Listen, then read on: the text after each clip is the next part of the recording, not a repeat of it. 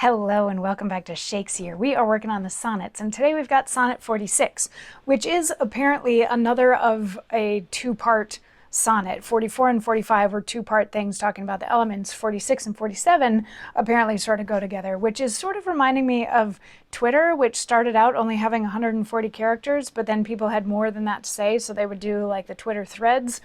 These are the sonnet threads. You know, Shakespeare was feeling too constrained by the 14 lines of a sonnet and had to do these two-parters. But anyway, Sonnet 46 says, "Mine eye and heart are at a mortal war, how to divide the conquest of thy sight. Mine eye, my heart, thy picture's sight would bar. My heart, mine eye, the freedom of that right. My heart doth plead that thou in him dost lie, a closet never pierced with crystal eyes. But the defendant doth that plea deny, and says in him thy fair appearance lies. To side this title is impaneled a quest of thoughts, all tenants to the heart, and by their verdict is determined the eye's clear moiety and the dear heart's part, as thus. Mine eye's due is thine outward part, and my heart's right thine inward love of heart." So this is a sonnet sort of about dividing up, like, is Shakespeare in love with the image of the fair youth or the listener, or the persona, or like who that person is. There used to be a lot of talk about the separation of the physical being from the spiritual being, or, you know, like the inner true self.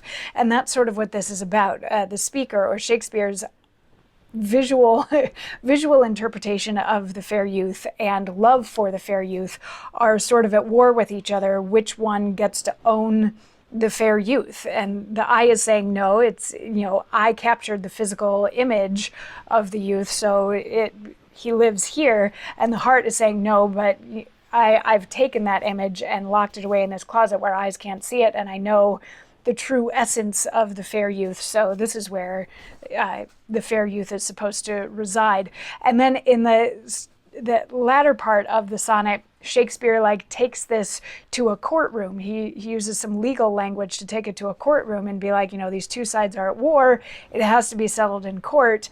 And the jury is apparently made up of thoughts that originated in Shakespeare's heart, and they came down to the conclusion that the eye gets to own the physical interpretation of the fair youth, but the heart gets to own the love of who the fair youth actually is. So there's, in a lot of these sonnets, there's this dichotomy of two different things: the dichotomy of the elements, the dichotomy of distance versus closeness, of your heart versus my heart things. And this is another one of those: my heart versus my eye. Which gets to know you best? Which gets to love you best? And the conclusion is both do, but in their own way.